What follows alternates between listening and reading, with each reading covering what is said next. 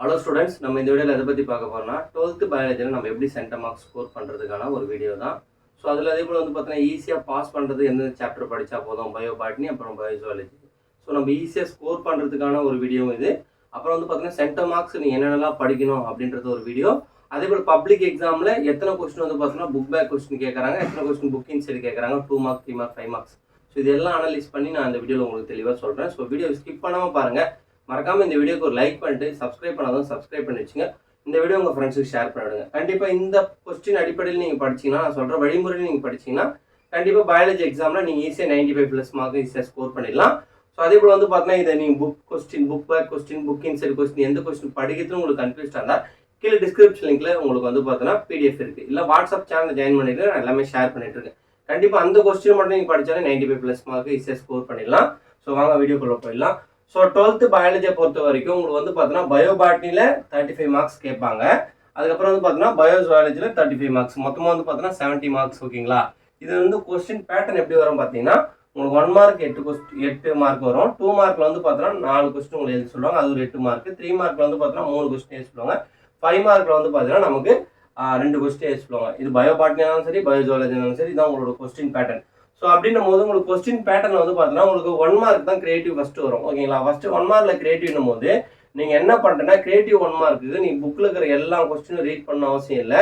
நீங்கள் பார்த்தீங்கன்னா ஒரு டாபிக் இருக்குது பார்த்தீங்கன்னா, அந்த டாப்பிக்கோட கான்செப்டை புரிஞ்சுட்டீங்கன்னா அந்த 1 மார்க்கு நீங்கள் அசால்ட்டாக எழுதலாம்.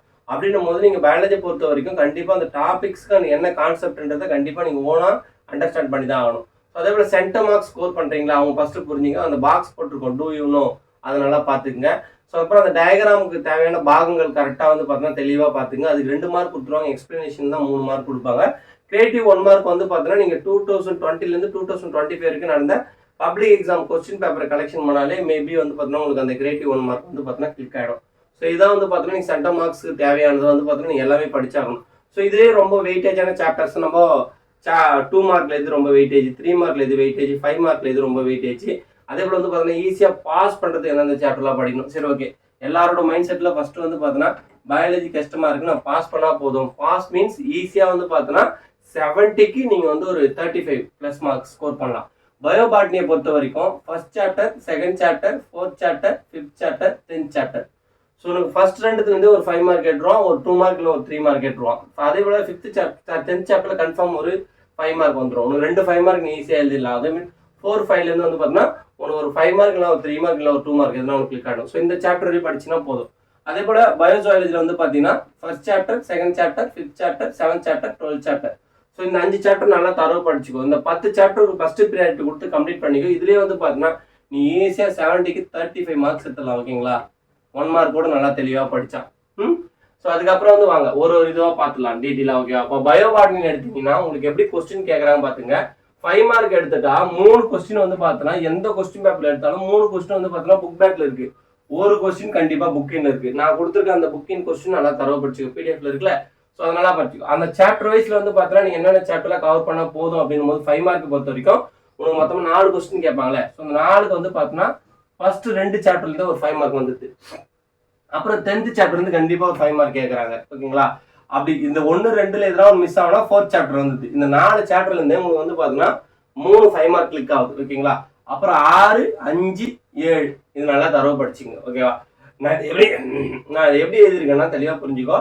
இது ஃபர்ஸ்ட் ரொம்ப இம்பார்ட்டன்ட், 2வது இது ரொம்ப இம்பார்ட்டன்ட், இது 3வது ரொம்ப இம்பார்ட்டன்ட், இது 4வது ரொம்ப இம்பார்ட்டன்ட், அப்புறம் தான் அதுக்கு அடிப்படை தான் எழுதிருக்கேன். ஸோ இந்த 7 சாப்டர் நீ படிச்சுட்டேன்னா கன்ஃபார்ம் பார்த்தீங்கன்னா எப்படி கொஸ்டின் கேட்டாலுமே நீங்க 4 5 மார்க். ஓகேங்களா? 4 கொஸ்டின் கேட்பாங்களா, 4 கொஸ்டின் நீங்க படிச்சிருவீங்க கண்டிப்பா. அதுல தான் வரும். 2 5 மார்க் பார்த்தீங்கன்னா நீங்க எழுதிடலாம். ஓகேங்களா? 10 மார்க் உறுதியா இந்த சாப்டர் நல்லா படிச்சா. ஸ்லோடனஸ் தான் நான் சொல்ற மாதிரி தான். ஃபர்ஸ்ட் 2 சாப்டர் நல்லா தரவு படிச்சுக்கோ, அப்புறம் 4 10 நல்லா படிச்சுக்கோ. ஓகே, 5 படிச்சுக்கோ. ஸோ 2 மார்க்கை பொறுத்த வரைக்கும் ஸோ அதே போல் 2 மார்க்ஸ் நீங்க எடுத்துட்டீங்கன்னா 3 கொஸ்டின் பார்த்தோன்னா 3லேருந்து 4 கொஸ்டின் புக் பேக் கேட்குறாங்க, 2லேருந்து 3 கொஸ்டின் பார்த்தீங்கன்னா புக் இன்சைட் கேட்குறாங்க. அப்போ கம்பல்சரி கொஸ்டின் பார்த்தீங்கன்னா கண்டிப்பாக புக் இன்சைட் தான் இருக்கும். நீங்கள் புக் இன்சைட்ல அந்த டாபிக் வைஸ் பார்த்தீங்கன்னா நல்லா கவர் பண்ணி வச்சுங்க. ஓனா கொஸ்டின் கேட்டாலும் ஓனா எழுதுற அளவுக்கு நீங்கள் கான்செப்டை புரிஞ்சிருந்தாலே கண்டிப்பாக 2 மார்க்ஸ் எழுதலாம்.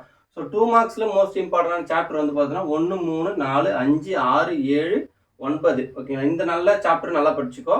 10 12ல பார்த்தீங்கன்னா இம்பார்ட்டன்ட் கொஸ்டின் மட்டும் படிச்சுக்கோ. அதே போல் 3 மார்க்ஸை பொறுத்த வரைக்கும் உங்களுக்கு பார்த்தீங்கன்னா 3 கொஸ்டின் பார்த்தீங்கன்னா புக் பேக்ல கேட்குறாங்க, 2 கொஸ்டின் புக்கிங் சைடில் கேட்குறாங்க.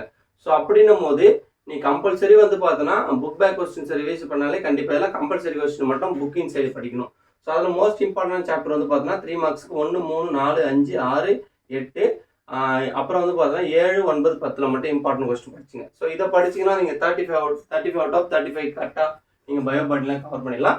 ஸோ பயோஜுவாலஜியை பொறுத்த வரைக்கும் மோஸ்ட் இம்பார்ட்டன்ட் சாப்டர் 1, 2, 5, 7, 12 தான். ஸோ அதில் எப்படி கொஸ்டின்ஸ் கேட்குறாங்க நம்ம அனலைஸ் பண்ணி பார்ப்போம். ஸோ 5 மார்க்ஸை பொறுத்த வரைக்கும் உங்களுக்கு 2 question book bag, 2 question side. அப்போ நீங்கள் பயோஜுவாலஜியில் கண்டிப்பாக புக்கிங் சைடு கொஸ்டின் படிச்சு தான் ஆகணும். ஸோ ஏன்னா புக் பேக்கை கம்பேர் பண்ணும்போது புக்கிங் சைடு சேமாக தான் கேட்குறாங்க எல்லாத்தையும் அனலைஸ் பண்ணும்போது. அதில் மோஸ்ட் இம்பார்ட்டண்டாக 5 மார்க் சாப்டர் வந்து பார்த்தீங்கன்னா 2, 5, 7, 12, 1, 6, 11. ஸோ ஃபஸ்ட்டு 4 சாப்டர் நல்லா தரவு படிச்சிங்க, 1ஆவது சாப்டர் நல்லா தரவு படிச்சிங்க.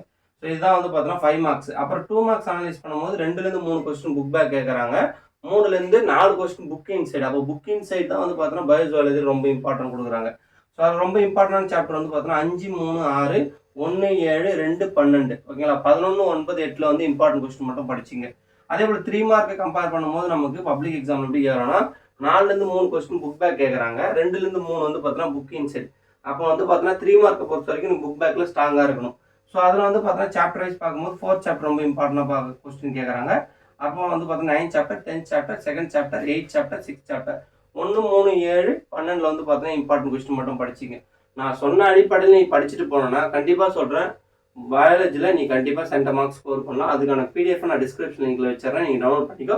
அடுத்து பப்ளிக் எக்ஸாமில் கேட்கப்பட்ட கொஸ்டின்ஸ் ஓகேங்களா, 2020 2025 வரைக்கும் கலெக்ஷன் கொஸ்டின் பேப்பரை ஒரு வீடியோவை போட்டுறேன். ஸோ இதை மட்டும் நீங்கள் கவர் பண்ணி படித்தாலே கண்டிப்பாக நீங்கள் பயாலஜியில் எப்படி கொஸ்டின் செட் பண்ணாலுமே 70க்கு நீங்கள் வந்து பார்த்தா 65+ மார்க் ஈஸியாக ஸ்கோர் பண்ணிடலாம். மறக்காமல் இந்த வீடியோக்கு லைக் பண்ணி வச்சுக்கோங்க.